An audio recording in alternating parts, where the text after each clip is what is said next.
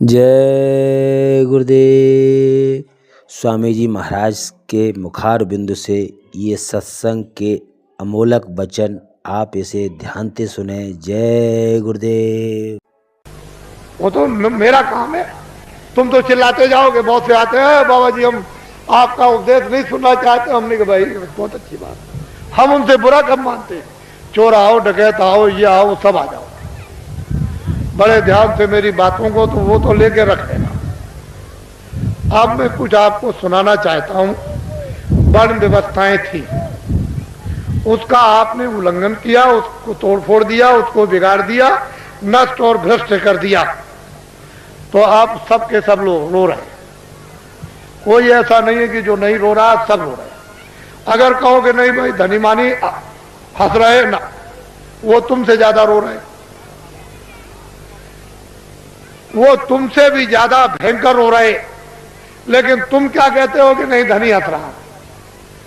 मैं कलकत्ते में बैठ के एक बगीचे में चुपचाप बैठा हुआ था, तो दो आदमी बड़े सेठ पास में बैठ गए और आपस में बात करने लगे। अरे क्या जमाना आया, क्या मुसीबत है कि दिन में खाना भी नहीं खा सकते हैं, क्या आफत है। इससे अच्छा तो यह है कि बेचारा ये गरीब सो रहा है, ये बड़े आराम में बड़े सुख में है, और हम इतने पैसे वाले, मकान वाले और सब कुछ होते हुए और इतनी परेशानी में। तो हमने कहा अरे सेठ जी क्यों आप चिल्ला रहे हो, पहले तो तुम ये देखो कि ये जो सो रहा है वो कौन है, उसको जगाओ। उसको जगा गया, भाई तुम कौन हो। कह लगे अरे बाबूजी हम तो ठेला चलाते हैं। कितना दिन में कमाते हो? बाबूजी बड़ी मुश्किल से 20 रुपए मिल जाते हैं। तो अरे भाई ये बताओ कि दुनिया में सुखी कौन है? कह लगे जिनके पास कोठियां, जिनके पास मोटरें, जिनके पास कपड़े, जिसके पास धन है और जिसके पास ये और जिसके पास वो बहुत। हमने कहा देखा सेठ जी तुम कितना रो रहे थे, और ये क्या कह रहा है कि तुम सुखी और तुम कह रहे थे सुखी, दोनों ब्रह्म, ना वो सुखी ना वो सुखी। मैं वो सोच रहा है ये सुखी होंगे, ये सुखी नहीं।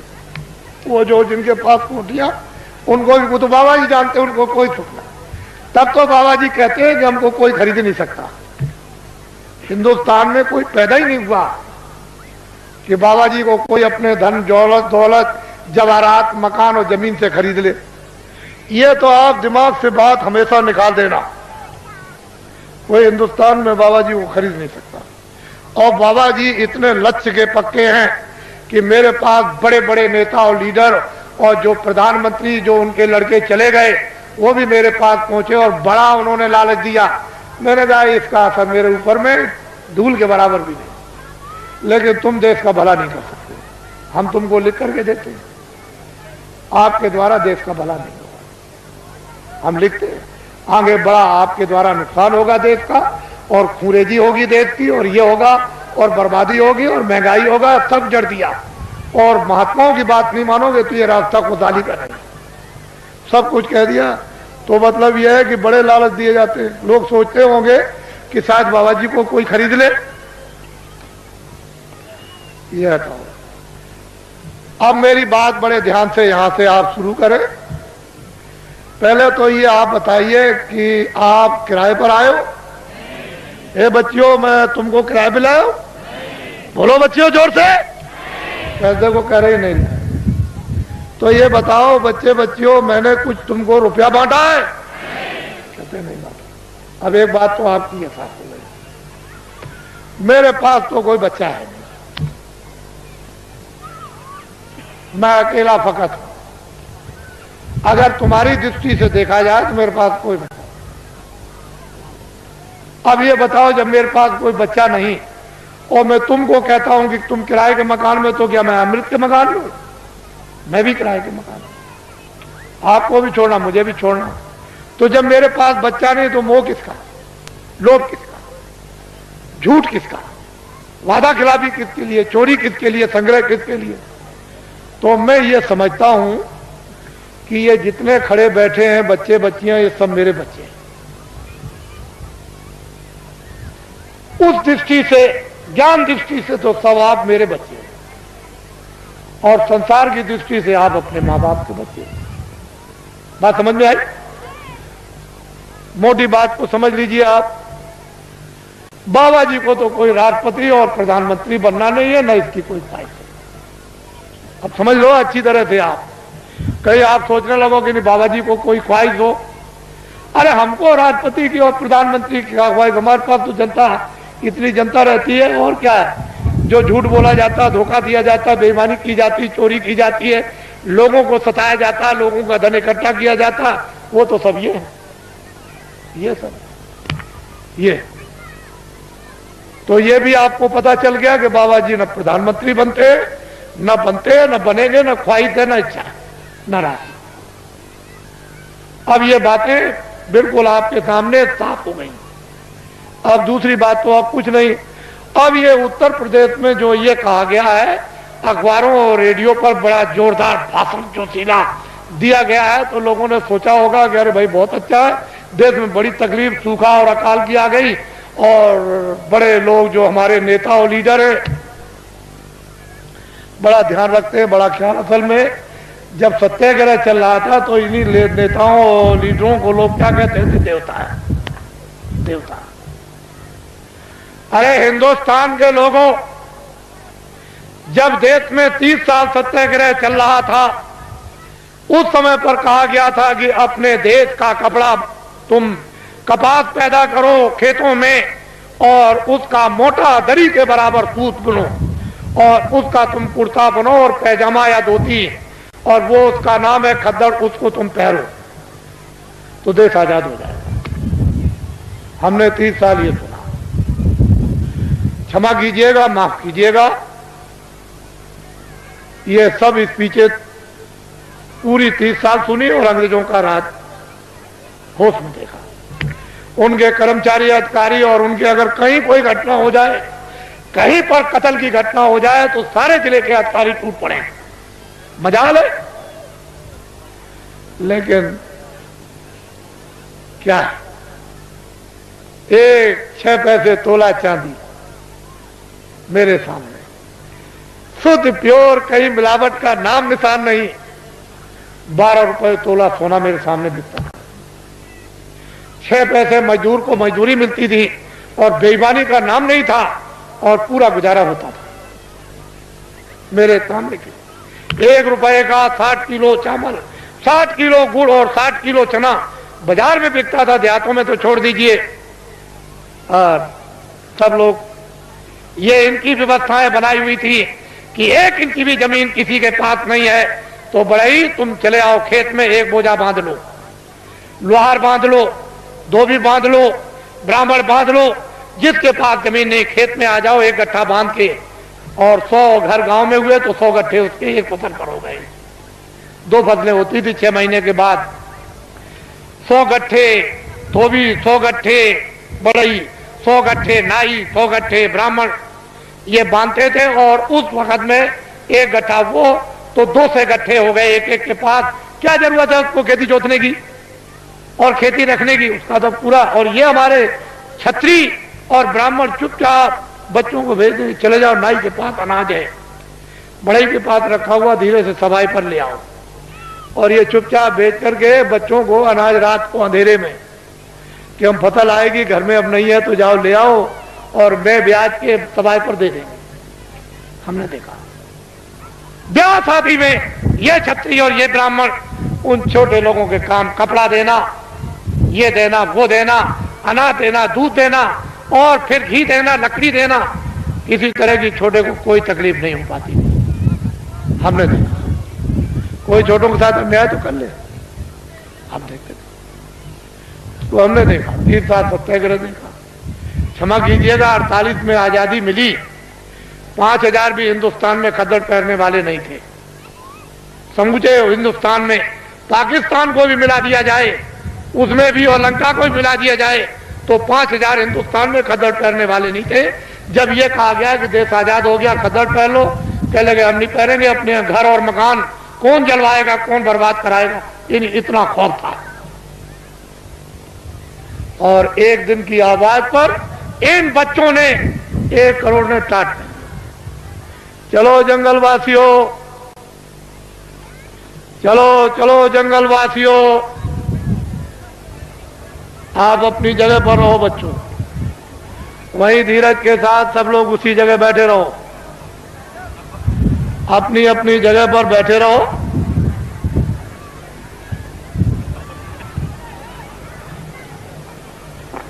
सब लोग बैठे रहो और अपनी आंखों से काम लो, कानों से काम लो, बुद्धि से काम लो। जल्दी चलो जंगलवासियों,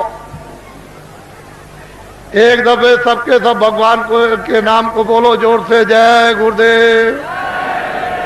बैठ रहो बच्चियों, बच्चियों बैठ जाओ, सबके सब बैठी रहो, वहीं बैठी रहो, घबराओ मत। एक ही सादे सब सदे, एक दिन की आवाज पर 1 करोड़ लोगों ने, इन बच्चों ने बोरा पहन लिया। इस देश के अंदर 1 करोड़ बच्चे बोरा पहने हुए हैं। कौन हिंदुस्तान में नेता और लीडर पैदा हुआ जो एक दिन की आवाज पर करोड़ों बच्चों को ये टाट, ये बोरा, ये जूट पहरा दे? इनको देखो आप, पहले इतनों को देख लो, अभी तो आपको आगे बहुत कुछ देखना है। इनको देखो, ये आपके सामने आ रहे हैं, बदन पर बोरा तो नहीं पहरे, मर्यादा के लिए एक लंगोटी तो जरूर है, लेकिन इनको देखो आप। जल्दी चलो बच्चों, जल्दी से इनको देखिए आप। हमको ये दिखाना है आपको कि एक दिन की आवाज पर इस देश के लिए, देश के काम के लिए, देश की सुरक्षा के लिए, देश के न्याय के लिए, देश की व्यवस्था के लिए, काश्तकारों के लिए, कर्मचारी अधिकारियों के लिए, मजदूरों के लिए और छात्रों के लिए, सेठ और साहूकारों के लिए, अगर 1 करोड़ बच्चे एक दिन की आवाज पर ये टाट पहन लें तो ये कोई साधारण और आसान काम नहीं है। तुमने इतनी बड़ी बड़ी ताकत लगा दी और 5000 को भी तुमने खतर और टोपी पैजामा धोती नहीं पहरा पाया, और 1 करोड़ बच्चे टाट पहरे देश में घूम रहे हैं। पहले तो लोगों ने सोचा था कि बाबा जी मजाक कर रहे होंगे। बाबा जी कोई किसी के साथ मजाक नहीं करते। इनको देखो अपनी आंखों से, बच्चे और बच्चियों बैठे रहो, वहीं से सब कुछ दिखाई देगा। क्यों घबराते हो? सब दृश्य दिखाई देगा, पूरा का पूरा। ये तो रात अंधेरे में तो हो नहीं रहा, ये तो आपकी आंखों के सामने रोशनी में हो रहा। बड़े ध्यान से आप इनको देखें और हमारी बातों को चुपचाप शांति से सुने। कोई बोलेगा नहीं बैठाने वाला, अपनी अपनी आवाज को बंद रखो। इनको देख लीजिए आप,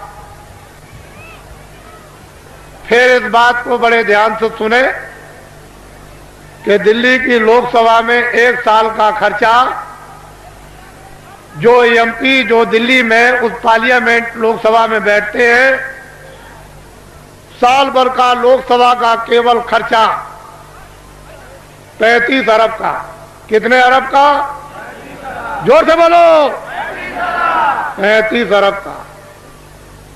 इस भारत की आबादी यानी भारत की जनसंख्या 2 अरब की। कितने अरब की? जोर से बोलो, कितने अरब की? मैं आपकी बुद्धि से पूछना चाहता हूं कि दिल्ली की लोकसभा में एमपी बैठ करके, शासन करने वाले बैठकर ढंढोरा पीट कर अखबार रेडियो पर कि 80 करोड़ 80 करोड़ और 80 करोड़ का लोकसभा में बैठ करके बजट बनाया जाए, तो मैं आपसे मोटी बुद्धि से पूछना चाहता हूं, 2 अरब की आबादी को पूरा पड़ जाएगा? और रेडियो पर आपने जो ढंढोरा पीट रखा है और जो नसबंदी और गर्भपात आपने जो कुछ भी करवाया और 4-4, 5-5 महीने के बच्चों को जो आपने गिरवा दिया, क्या ये हत्या नहीं है? ये अपराध नहीं है?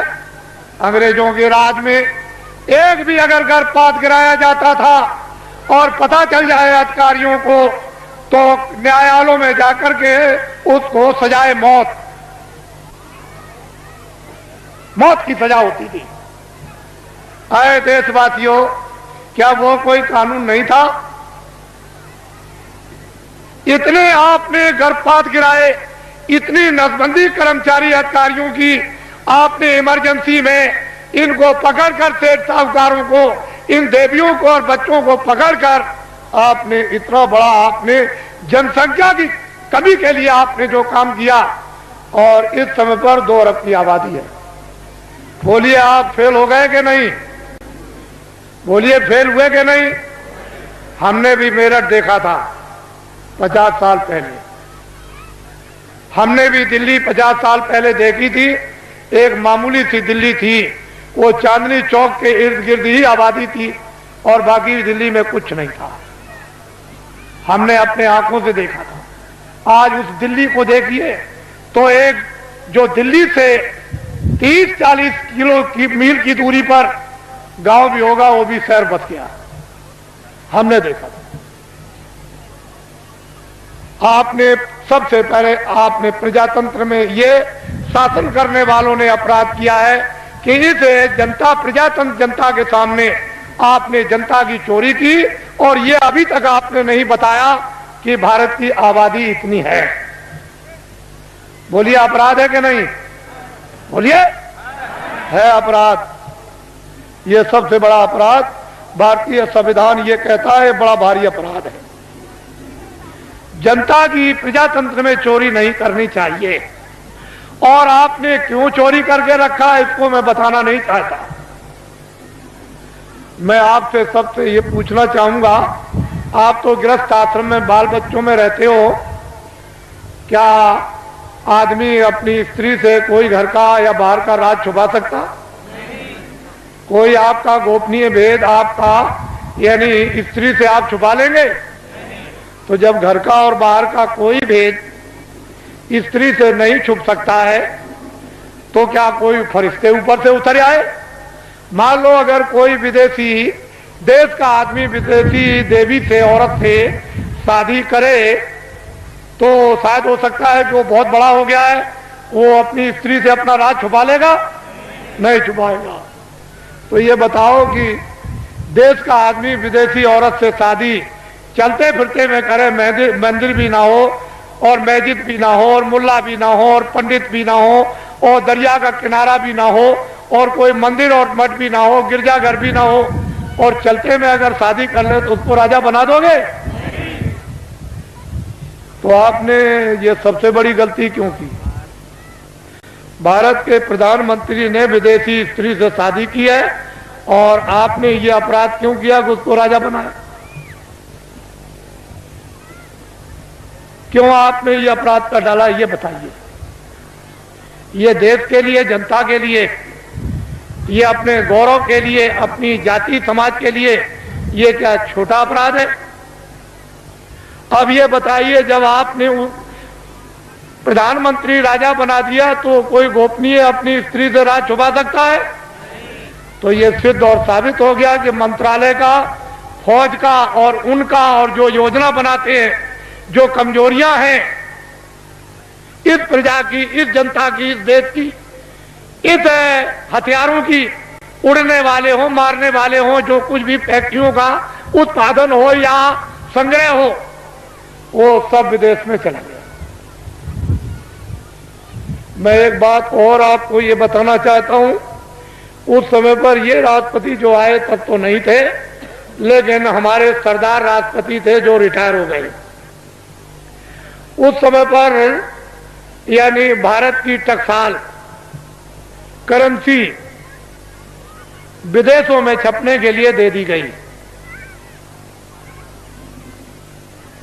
टकसाल और करेंसी विदेशों में छपने के लिए दे दी गई।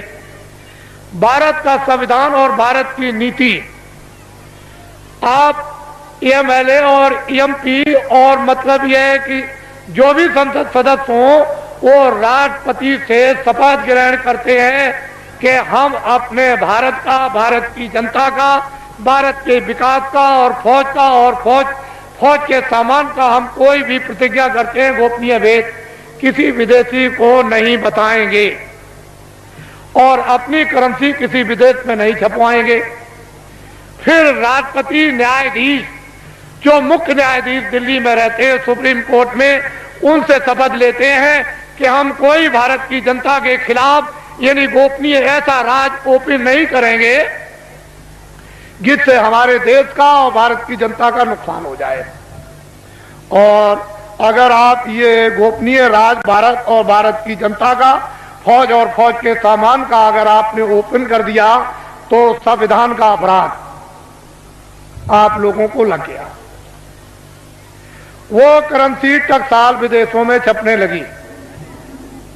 मैं ये बताना चाहता हूं कि जो टकसाल, जो करेंसी विदेशों में रुपया छप रहा और छपाया जा रहा और बताया जा रहा, क्या उस पर राष्ट्रपति के कोई हस्ताक्षर हुए? आपको यह बताया गया राष्ट्रपति द्वारा कि हस्ताक्षर हो गए राष्ट्रपति के विदेश में भारत की करेंसी इस देश को चलाने के उत्पादन के लिए और खुद और समृद्धि के विकास के लिए बाहर छपाई जाएगी। कोई राष्ट्रपति और उपराष्ट्रपति का कोई दस्तखत हुआ? आपने कभी सुना? तो आप क्या छत्री हो? क्या हो आप? कौन सी मूछ लगाई आपने? कौन से बाल लगाए? और फिर क्या तुम छत्री हो? क्या रखते हो बुद्धि? और क्या तुम वीरता रखे हो? तुम्हारे पास में क्या ज्ञान है? ये तो भारतीय संविधान कहता है इतना बड़ा राज इस भारत की जनता के साथ, विकास के साथ और देश के कानून के साथ ये पूरा जो इतना खिलवाड़ किया गया, ये क्षमा योग नहीं है। मैं कुछ नहीं कहना चाहता। आपकी तकलीफ जो इस मंच पर पटकते हो, दर्दों को, उसकी वजह से मुझको ये सब आपके सामने में आना पड़ा। और मैंने तो अभी कुछ नहीं कहा, इसमें क्या मसाला भरा हुआ आपको तो कुछ मालूम नहीं है। ये तो मैं आपको बताना चाहता हूं। वो संसद सदस्य जिनको आपने चुन करके विधानसभाओं में और लोकसभा में भेजा, उन्होंने इस पर आलोचना क्यों नहीं की? वो तो ज्ञानी थे, वो तो तुम्हारे भेजे हुए थे, तुम्हारे नुमाइंदे थे कि तुम्हारी तरफ से, तुम्हारे देश की तरफ से, तुम्हारे कानून की तरफ से, तुम्हारे उत्पादन की तरफ से, तुम्हारी खुशहाली की तरफ से बोलेंगे। तो वो संसद सदस्यों ने क्यों नहीं कहा? क्यों नहीं शोर मचाया? उनको दिल्ली में शोर मचाने की जरूरत नहीं, लखनऊ में शोर मचाने की जरूरत नहीं। वो लौट करके आते और जनता में शोर मचाते। सच्चा न्यायालय ये था, कहीं जाने की जरूरत नहीं। ना वो कहीं उधर जाना, आपको किसी गवर्नर के यहां जाना, ना आपको किसी कमिश्नर के यहां जाना, ना एसपी के यहां जाना, ना डीएम के यहां जाना, ना किसी दफ्तर में और न्यायालय में जाना। ये सच्चा न्यायालय तुम्हारा था, ये वोट का न्यायालय था। जब तुमको ये अधिकार मिला तो तुम यहां चिल्लाते आकर के कि वो करेंसी जो है बगैर राष्ट्रपति के दस्तखत के, बिना उपराष्ट्रपति के दस्तखत के वो करेंसी विदेशों में छापी जा रही। अब तुम्हारे पास क्या रह गया? ये भी नहीं है, लंगोटी भी उतर जाएगी, ये भी चली जाएगी हाथ से। और वो कत्लेआम होगा जो बाबा जी पहले से सुनाते चले आए। सरेआम बाजार में कोई भी तुमको देखने वाला नहीं होगा। तुम्हारी बहु बेटियों को जब लोग खींच करके ले आएंगे और सड़कों पर डाल लेंगे, तब तुम कहोगे चलो बाबा जी के पास दौड़े। ये काम आएंगे आपसे, ये खड़े हुए ये काम आएंगे, यही आपके काम आएंगे। इसरो देश वीरों का देश है, क्षत्रियों का देश है, विद्वानों का देश है, ब्राह्मणों का देश है, सत्कर्मियों का देश है, त्यागियों का देश है। आप इसको अनाचार्यों का देश बना डाला। इसलिए आप इससे कहो, गांव-गांव में अब कुछ जरूरत नहीं है, ना आपको दिल्ली में किसी तरह के सत्याग्रह की, कोई आंदोलन की और फेरियों की जरूरत नहीं है, ना दफ्तरों में आप जाते हो। वहां ये बेचारे हमारे जो इंस्पेक्टर है यहाँ, ये कोई जा रहा दिल्ली, कोई लखनऊ जा रहा, क्यों जा रहा? कि वहां रैली निकलेगी, सत्याग्रह होगा। आज इसका सत्याग्रह, कल उसका सत्याग्रह। अब उस मजिस्ट्रेट का, उस डीएम का, उस बेचारे जो रक्षा करते हैं, उनका समय तो वहां चला गया। तब तक यहां डकैती हो गई, तब तक यहां कत्ल हो गया। तुम चिल्लाए दरोगा जी, तुम चिल्लाए एसपी साहब, ये तुमने क्या कर दिया? और वो बेचारे चले गए वहां उनको बचाने के लिए। अरे ये क्यों करते? कहीं जाने की जरूरत अब नहीं। बस अब एक काम करो, लाओ इधर पकड़ाओ, एक ये काम करो, ये भूमि जोता खेतिहर काश्तकार संगठन की जो आधारशिला 10 सितंबर 1987 में रखी गई, ग्राम देवलखा, तहसील केसरगंज, जिला बहराइच। लोगों को मालूम नहीं था, वो तो मजाक समझते थे कि बाबा जी मजाक कर रहे, आधारशिला कितने आदमियों के बीच में, ये तो आपको कोई इतने आदमी इकट्ठे नहीं कर सकता। उनको तो ये पता नहीं था कि बाबा जी इतनी जल्दी जल्दी काम करेंगे। तब तक फौरन घोषणा हो गई, 5, 6, 7 को फौरन चलो हरदोई और काम का भूमि जोता खेतिहर का झंडे, हमको शक्ति दो, हमको ज्ञान दो, हमको बल दो। देखो आप फिर देखिए, आप इस झंडे को ले लो। इस झंडे को लेने के बाद किसी की रैली में नहीं, बाबा जी की अपील है, किसी के सत्याग्रह में नहीं, कोई धरना नहीं देना, किसी मजिस्ट्रेट को या किसी एसपी को, किसी कमिश्नर को और किसी डीएम को या किसी अधिकारी कर्मचारी को वहां जाकर के उसका घेराव नहीं करना। इस झंडे को ले लो। अगर आप लोगों ने अपना झंडा जो ले लिया, जो आपका झंडा मैं पकड़े हुए हूं, मेरा झंडा तो ये बाद में बनेगा, अभी तो आपका झंडा है। अगर मैं इस झंडे को ले लेता तो आप कहते बाबा जी मेरा झंडा तो है नहीं, तो आपका झंडा, ये आपका झंडा मेरा नहीं, मैं तो इस झंडे को लिया। ये देखो वो, मैं तो वो काम कर रहा था और वो झंडा टाट वालों का, दूरदर्शी का, वो अलग है और वो आपका झंडा उधर फैर रहा। इस झंडे को ले लो और ये ऐलान कर दो गांव गांव में कि भूमि जोता खेतिहर काश्तकार ये अपना अपना झंडा लेकर और फौरन सभाएं करें और जल्दी से जल्दी, और देर करने की जरूरत नहीं है, वो अपनी अपनी तकलीफें गांव में सब बताएं इन टाट वालों को।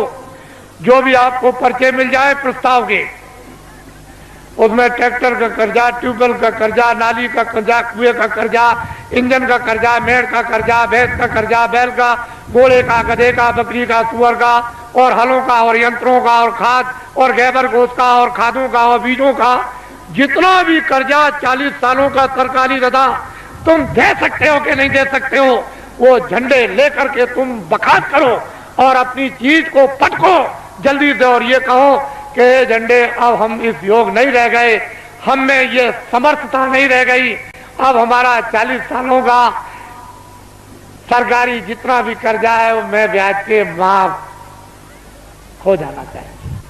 बस आप अपनी आवाज को बाहर निकालो, वो सुन रहा है, वो सब कुछ करेगा। तुम क्यों घबराते हो, लेकिन आवाज नहीं निकालोगे तो कुछ नहीं हो सकता है। और जब तुमने झंडे लिए और गांव गांव में प्रस्ताव पास हुए और कमेटियां इन भूमि जोता खेतिहर काश्तकारों की जब स्थापित होने लगी और अध्यक्ष और उपाध्यक्ष जैसे ही गांव गांव में बनने लगे, अगर वो नेता लीडर जो सड़क छापते, जो रास्ते में पकड़कर फौरन उसी दिन पकड़ करके और फौरन कुर्ता टोपी पहनाकर और डिक्लेयर रेडियो अखबारों पर कर दिया, मोहर लगा दी कि ये नेता हमारी पार्टी का है, वो सड़क छापने पास उसको कह दिया, बस कर दिया कि इसको तुम अपना मतदान, अपना वोट हिंदू मुसलमान और सिख ईसाई दे दो। उस बेचारे को ये भी धोना नहीं आता था, ये पीछे तो धोना भी, टट्टी पेशाब भी नहीं आती थी और सड़क छाप नेता बन गया, दिल्ली में एमएलए और एमपी बन गया। अधिकारियों तुम नहीं जानते हो, जो हम कहे उसको करना। अरे भाई कानून, अब कुछ नहीं, कानून को हम कुछ नहीं समझते, कानून रद्दी की टोकरी में डालो, जो हम कहते हैं वही कानून लीजिए, आपका भला क्या होगा।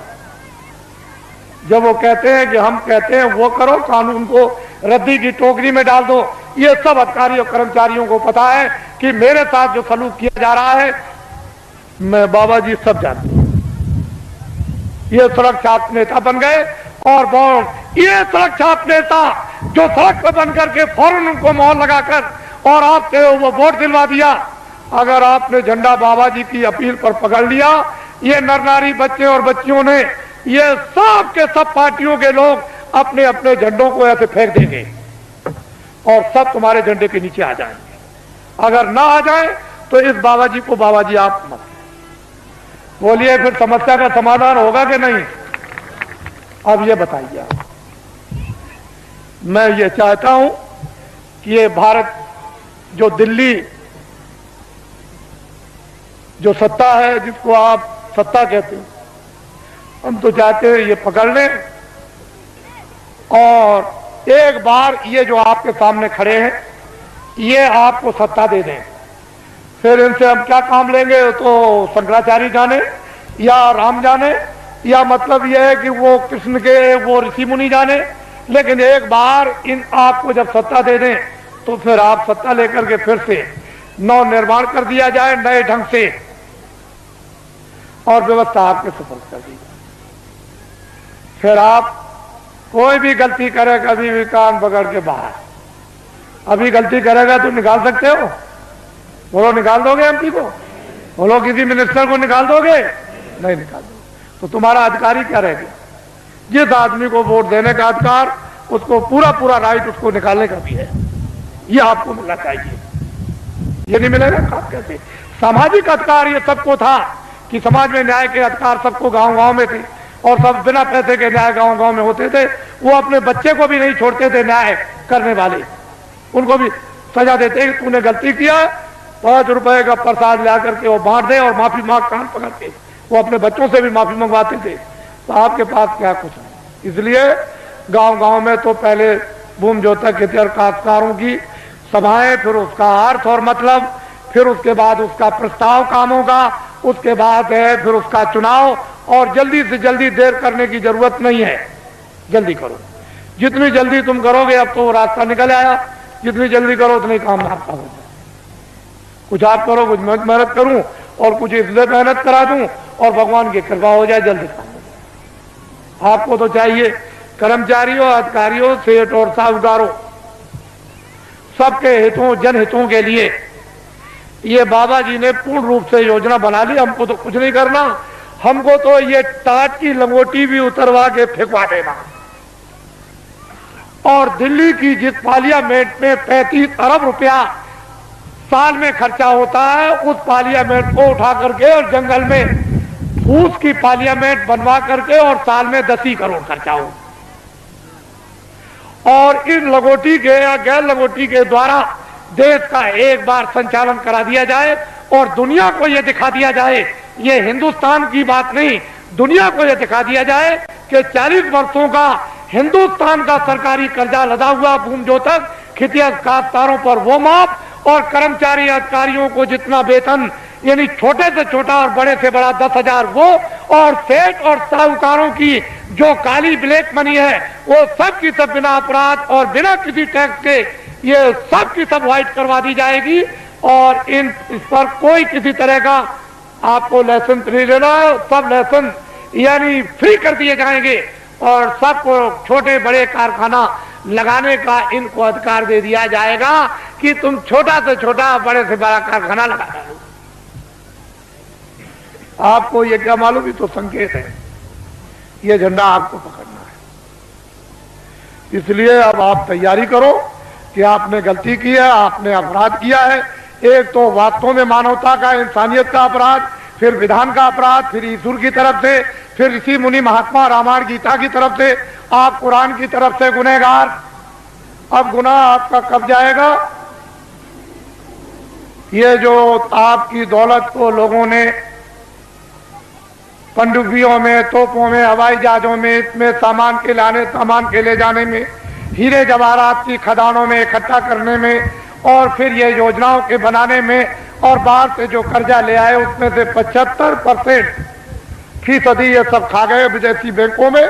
22 मुल्कों में, यही आपके पास में नेपाल है, यहाँ के मिनिस्टरों ने, लोगों ने इतना रुपया नेपाल की बैंकों में जमा कर दिया है, इतना रुपया जमा किया। अगर नेपाल का ही खाली रुपया हिंदुस्तान का जमा किया हुआ अगर वापिस आ जाए तो जितना भी बाहर से आप कर्जा ले आए हो वो कर्जा और ये ब्याज ये पूरा का पूरा अदा हो जाएगा और बहुत सा विकास भी हो जाएगा। इतना यहाँ नेपाल में रुपया आपका जमा, जो भारत की गरीब जनता का आपने जमा किया है, और ये सब कुछ पता चल गया है। इसकी सबकी इंक्वायरी कौन कराएगा? ये भूमि जोतक खेतिहर काश्तकार ये कराएगा। हमने तो ये कह दिया है कि दफ्तरों का ऑडिट करवा दिया जाए तो 20-20 साल की सबको सजा होगी, लेकिन हमने अपने कर्मचारी अधिकारियों को पूर्ण रूप से जनता के सामने बता करके निकाल दिया कि ये कोई भी मतलब ये भ्रष्ट नहीं है, इनमें से कोई भी भ्रष्ट नहीं है। न कर्मचारी, न अधिकारी, न छोटे न बड़े, न पुलिस के और न पुलिस के अधिकारी, न इनकम टैक्स, न सेल टैक्स, और हमारे सेठ साहूकार भी नहीं है और छात्र भी नहीं है और हमारे काश्तकार भी भ्रष्ट नहीं। ये व्यवस्था भ्रष्ट है, इसलिए हमने अधिकारियों कर्मचारियों को निकाल दिया और जनता से अनुरोध किया है कि कभी भी ये मत सोचना कि अगर कभी तुम कहोगे ऑडिट कर दिया जाए तो देखें कौन, तो ये गुनहगार और ये अपराधी नहीं है, ये बिल्कुल आपके सामने छोड़ दिए गए। अब ये कौन आएगा गिरफ्त में, जहां से संचालन होता है, ये तो उनके ऊपर आकर के पड़ेगा कि आपने कर्मचारी अधिकारियों को काम क्यों नहीं करने दिया, तो कहीं ना कहीं तो बात फंसेगी आकर, लेकिन ये बिल्कुल निकल जाएंगे। हमने पूरी जनता को बता दिया और बराबर बताते रहेंगे, हमारा कोई भी कर्मचारी अधिकारी भ्रष्ट नहीं है और कोई भी भारतीय संविधान में कानून में नहीं आता, क्योंकि अगर मंत्री गलती कराएंगे तो ये बेचारे रोजी रोटी अपनी कमाते हैं बाल बच्चों के लिए, इनका जरा भी दोष नहीं है, दोष उनका है जो करवा रहे हैं। बोलो है कि नहीं, करवाने वाले का दोष है, इनका कोई दोष नहीं।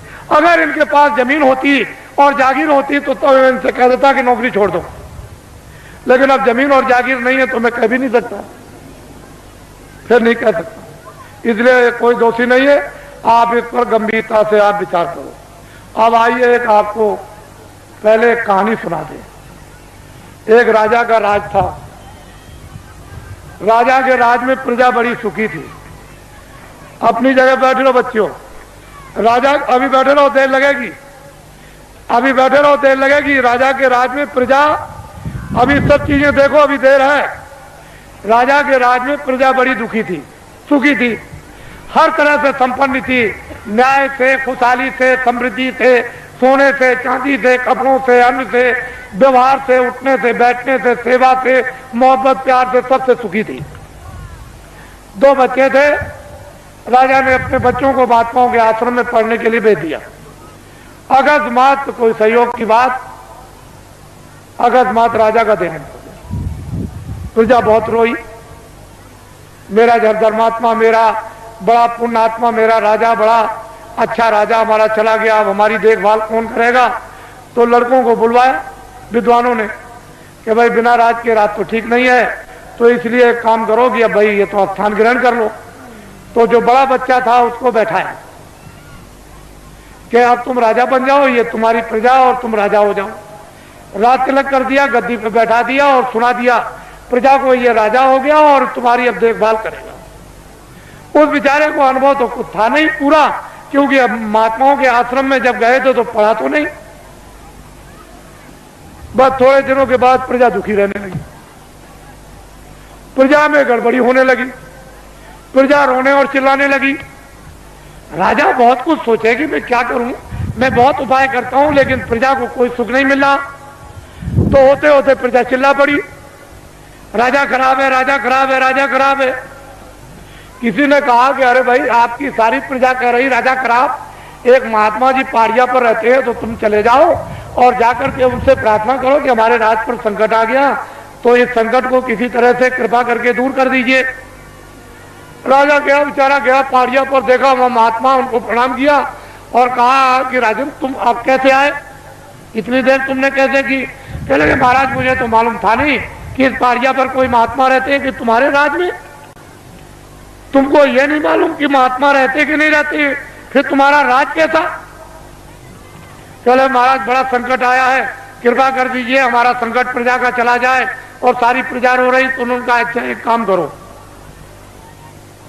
किताबों में लिखा हुआ है कि प्रजा पर, परिवार पर, शरीर पर कोई संकट अगर आ जाए, चाहे राजा हो, तो भगवान नाम का जाप करा ले तो ये तकलीफ दूर हो जाएगी। जाओ अपने राज में बड़े बड़े विद्वानों की खोज करो और खोज करके महल में बैठा करके भगवान नाम का जाप करा लो, तो तुम्हारा और प्रजा का संकट कम भी हो जाए, हो सकता दूर भी हो जाए। राजा उधर से आए, अधिकारियों को भेज दिया कि जाओ तुम चले जाओ विद्वानों की खोज करो। एक विद्वान मंदिर में जल चढ़ा रहे थे शिव जी के, जब बाहर निकल के आए तो देखा चंदन लगा हो। तुम्हारा आप कौन है? कह लगे मैं तो ब्राह्मण हूँ। कह लगे बस आप ही की तो तलाश के लिए मैं आया था, और चलिए चलिए राजा ने आपको याद किया है, जल्दी चलिए आप, आपको और कुछ नहीं करना, राज पर संकट आ गया, भगवान नाम का जाप कर दो, आपको दक्षिणा मिलेगी। जब वो गए तो सब सामग्री देकर के जाप करने के लिए बैठाया, तो ब्राह्मण बोले, कहने लगे भाई ठहर तो जाओ, जरा हमको सोच लेने दो कि हम शंकर की का जाप करें, कि राम का जाप करें, कि कृष्ण का जाप करें, कि देवी का जाप करें, कि गंगा जमुना का। कुछ देर तक वो सोचते रहे, जब उनकी समझ में कुछ नहीं आया तो धीरे से वो बोलने लगे कि क्या जाप करूं क्या न करूं, कौन सा जाप करूं कौन सा न करूं, किस नाम का जाप करूं किस नाम का न करूं। धीरे धीरे बोलने लगे कि क्या जाप करूं क्या न करूं, क्या जाप करूं क्या न करूं, क्या जाप करूं क्या न करूं, क्या जाप करूं क्या न कर जाप। ये भगवान नाम का जाप होने लगा। तब तक किसी ने कहा, राजन एक विद्वान को और बैठा दीजिए तो राज का संकट जल्दी दूर हो जाएगा। तो अधिकारियों को भेज दिया, एक ब्राह्मण को और पकड़ ले आए। कह लगे महाराज आपको दक्षिणा मिलेगी, आपको क्या करना, भगवान नाम का जाप करना, राज पर संकट आ गया वो दूर होना चाहिए। दूसरे ब्राह्मण आए, जब वो बैठ गए तो कहा महाराज